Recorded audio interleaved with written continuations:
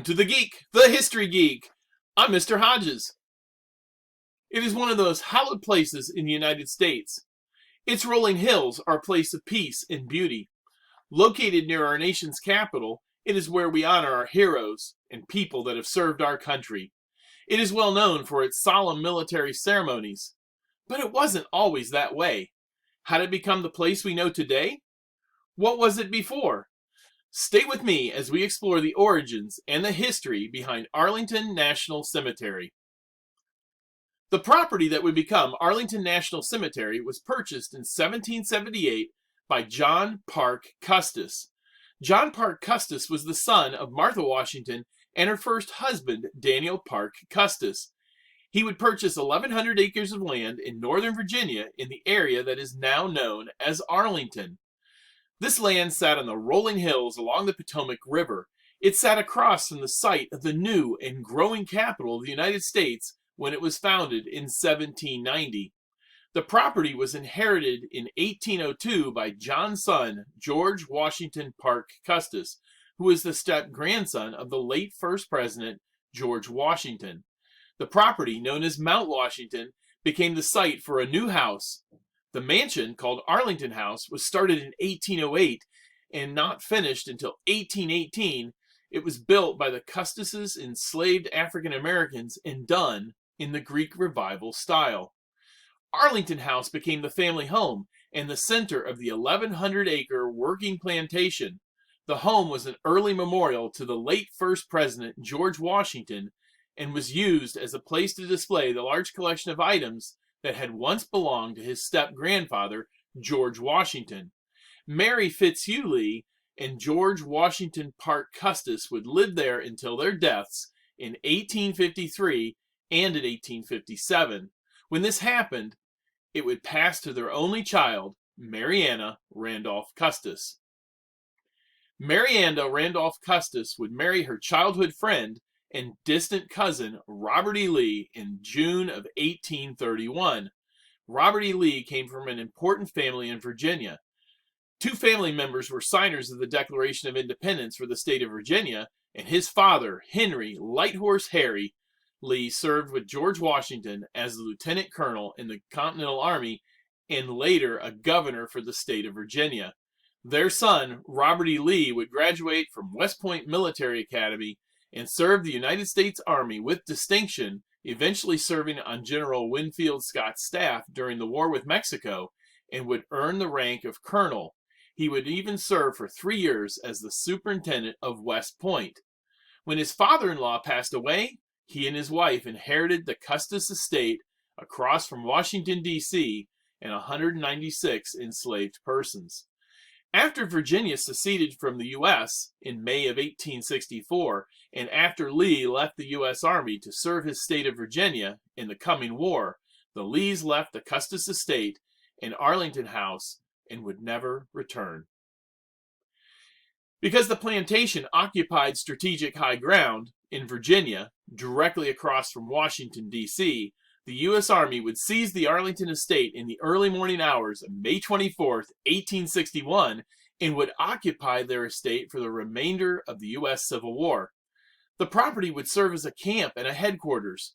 3 forts, Fort Cass, Fort Whipple, and Fort McPherson, would be built on the property to help protect the U.S. Capitol from attack by Confederate forces. The occupied land would be confiscated by the U.S. government when Mrs. Lee failed to pay taxes on the estate in person. The same government would auction the property off for failure to pay the taxes, and the U.S. government would offer at auction $26,800, well under the actual assessed value of the $34,100, and take official possession of the property. The land would continue to be used throughout the war, and its role would expand and change. Now, many are not aware that part of the Arlington property supported many African Americans fleeing enslavement in the South. Many of those that had fled enslavement began to live in and around Washington and along the southern edge of the property. In December of 1863, the federal government set aside land for a freedmen's village on the southern section of the property. Meant to only be a temporary settlement, This village would grow to support a community of around 1,500 African Americans. In this community, they would have their own hospital, schools, and even 2 churches. African Americans would continue to live and farm there until the government closed the village in 1900 and brought the land of the former Freedmen's Village into the property that would become Arlington National Cemetery. The Arlington property would officially become a national cemetery on June 15, 1864, when the U.S. Secretary of War, Edwin Stanton, ordered 200 acres to be used for that purpose. The Civil War had entered its 3rd year, and the Union forces began a major offensive to destroy the Army of Northern Virginia as it sought to end the war. Because of the fighting by the U.S. forces under General Grant, a place was needed to inter the dead during the Overland and subsequent campaigns in Virginia. At first, the Union Quartermaster General, Montgomery Meigs, the officer that proposed the idea of the property being used as a cemetery to the Secretary of War Stanton, wanted the interments to be done surrounding the Arlington mansion. However, many of the officers stationed there objected to living in the middle of a graveyard.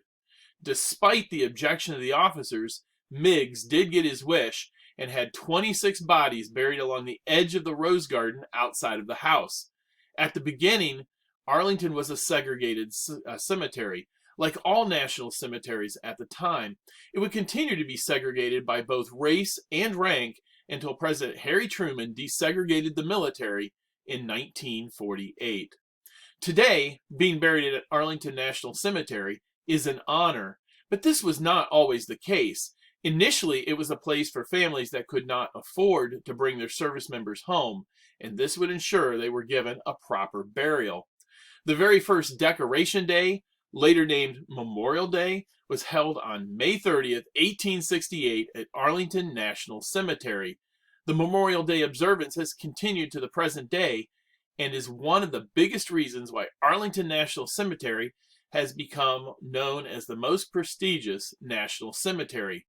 5 years later, in 1873, the yearly recognition led to the building of an amphitheater to hold the official ceremonies. For more information about Memorial Day, check out my video covering that holiday. As the stature of the National Cemetery grew, it led to many veterans during the late 1870s to begin asking to be buried at the cemetery.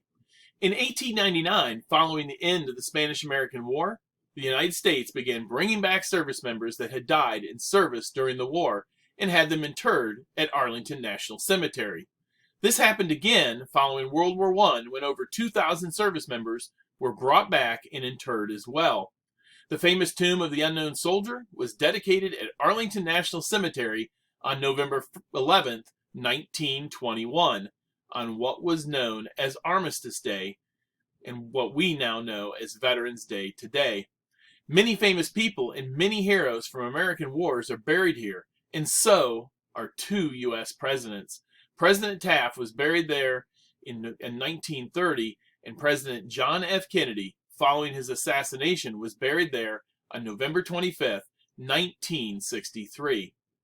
The first military burials done at Arlington can actually be found in Section 27.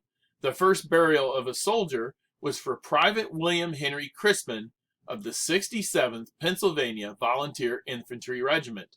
The 20-year-old had died due to illness and was interred on May 13, 1864. He was followed by Private William H. McKinney of the 17th Pennsylvania Cavalry, Private William Blatt, 49th Pennsylvania Infantry, and Private William Reeves of the 76th New York Infantry. In addition, around 1,500 African Americans that served with USCT regiments in the Civil War and during the Indian Wars to follow, including 4 African American Medal of Honor recipients, are also buried in Section 27. In Section 26, not far from the Arlington House Mansion, located in what was once part of the mansion's famous Rose Garden, there stands a monument over a masonry vault that contains the remains of 2,111 soldiers whose identities were unknown. This monument to the Civil War unknowns was dedicated in September of 1866 and holds the remains of unknown soldiers found scattered around many battlefields within a 25-mile radius of Washington, D.C. Of the 2,111 remains, 1,800 were brought from the Bull Run battlefield alone. The right to the land that made up Arlington National Cemetery and was confiscated by the U.S. government would be challenged in court by the Lee's descendants in the late 1870s and into the 1880s. The case would go all the way to the U.S. Supreme Court when the U.S. government challenged the ruling of a lower court. The U.S. Supreme Court would find for the Lees that the U.S. government had taken possession of the property without constitutional due process and ruled that the government had no right to the land. The U.S. government quickly offered to buy the property from the Lee descendants, and they agreed on a price of $150,000, which was the property's fair market value at that time. The papers were officially signed on March 31st, 1883, and legal ownership of Arlington was no longer under dispute. After hearing about the history of Arlington, you may be wondering about many things. The graves of the original owners of the property, George Washington Parke Custis and his wife Mary Lee Fitzhugh, can be found in Section 13 of the cemetery today. Civil War Fort Whipple would go on to become the current Fort Myer, located there today. Fort McPherson no longer exists, but it would have been located in Section 11 of the National Cemetery today, and Fort Cass, which also no longer exists, would have been located in nearby Roslyn. While the Department of the Army oversees all burial and maintenance services as it administers the National Cemetery, the National Park Service works to oversee, protect, and maintain the Arlington National Cemetery Historic District and the 69 features located there that are on the National Register of Historic Places. From the 200 acres set aside in June of 1864, over the years the cemetery has grown and has expanded to 639 acres as of 2020. There are now approximately 400,000 veterans and eligible dependents buried there too. The cemetery honors all of those that served our country and has service members from every one of the major wars that the United States has fought in, from the Revolutionary War to the most recent conflicts. I encourage you to go to the cemetery, to explore it, to experience the history, and to experience the beauty of the cemetery. I ask you to marvel at the courage of those that went forward to serve our country, and to feel their presence in this place of quiet stillness. You will see history and ceremony and walk among the memorials and the graves of many different Americans, from presidents and Supreme Court justices to astronauts and military heroes, and to others that answered the call and served our country. Please remember that this is still an active cemetery. You may see a military funeral in progress.